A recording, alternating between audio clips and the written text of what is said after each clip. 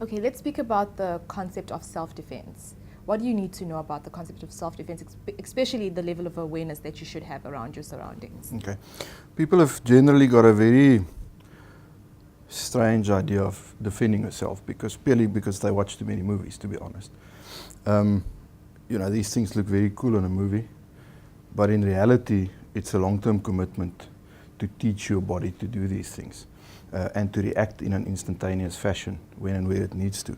So what we tend to hammer on from our side is we tend to hammer on the concept of being aware at all times so that you know what's going on in your surrounds.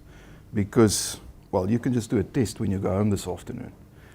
When you stop at the red traffic light, look at the people in the cars next to you, and you will pretty much see the same thing in all the cars that you look at. They have no idea what's going on around them. And that's why inevitably when somebody gets smashed and grabbed, or they hit a pedestrian or somebody on a bicycle, afterwards they say, I never saw them. The bad thing is that they probably are not lying, they mean that, because they were daydreaming.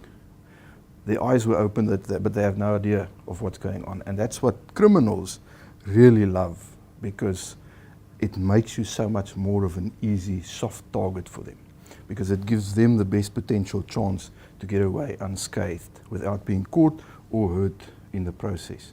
So we hammer on the whole idea of being aware of your surrounds at all time in order to lessen your chances of becoming a criminal victim. It gives you, if you are surprised, you've got a real big fight ahead of you to first overcome that surprise, because it takes your mind 4 to 6 seconds to just catch up to the fact that you need to react now. And by then the fight's done. I mean, you can take an example. I take it, somebody somewhere must have given you a big fright when you walked into your office or your home. Somebody jumped out from behind a cupboard and went boo. That shock that you get, there's a second or two where you just don't really know what's going on already. You're literally frozen to the spot. So you can take that surprise and multiply it by 10,000 if it's a criminal that suddenly surprises you like that. So by being aware of what's going on around you, you lessen those chances quite dramatically. And that's really the building block of everything that follows. Let's speak about the different tools that you have here that people can use to defend themselves. Okay. We are very much Especially in the favor. one that you're wearing around your neck. my necktie. Yes. We are very much in favor of, yes, you need to be able to learn some kind of a skill where you can defend yourself using just your bare hands.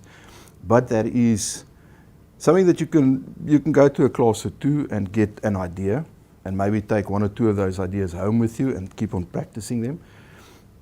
Preferably though, you need to join some sort of a martial arts school or a Krav Maga school or a Systema school or something where you can make a long-term commitment to start learning these skills. So we are very much in favor of having some kind of a weapon in your hand before you end up in a situation where you have to go hand to hand. So, that you have right okay, there? This tool is called a Delta Dart. It's made by a company called Cold Steel. It's a very well-known knife company. It weighs next to nothing. It's made from a nylon plastic, purpose-made tool.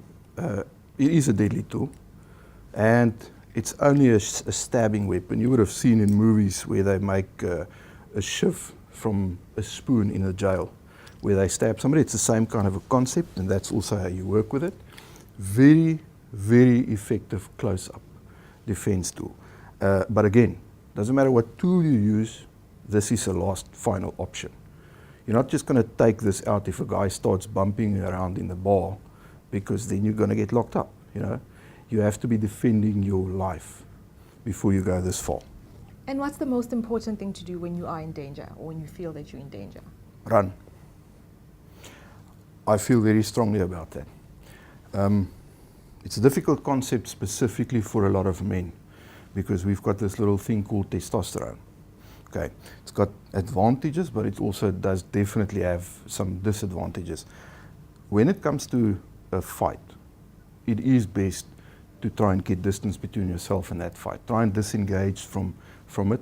If your awareness levels are high enough, which it should be, you can actually see it coming potentially and avoid it, which is perfect.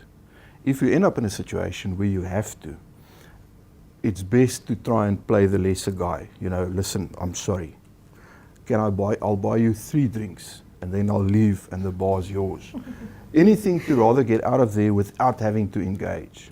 So engaging is really the final thing that you need to do, whether it's with your bare hands or whether it's with a weapon, even if it's with a pepper spray. Because the law states quite clearly that in order for you to start defending yourself, the attack must be in progress. And if you just start eating out, specifically if you use a weapon, a knife, pepper spray, whatever the case might be, there can be legal ramifications. So you also need to be certain. I'm not saying be scared to carry a weapon. And definitely don't be scared to fight for your life. Because if you have to, you have to. And you have to be mentally prepared for the fact that you are going to have to raise your level of violence to not only meet, but preferably exceed that of an attacker. Because if somebody comes for you for real, they hurt you. And if you just scream or sit down and go, I'm sorry, please don't hurt me, odds are that it probably won't work. So you need to really be willing to take the fight to somebody if it boils down to that, if that's your last option.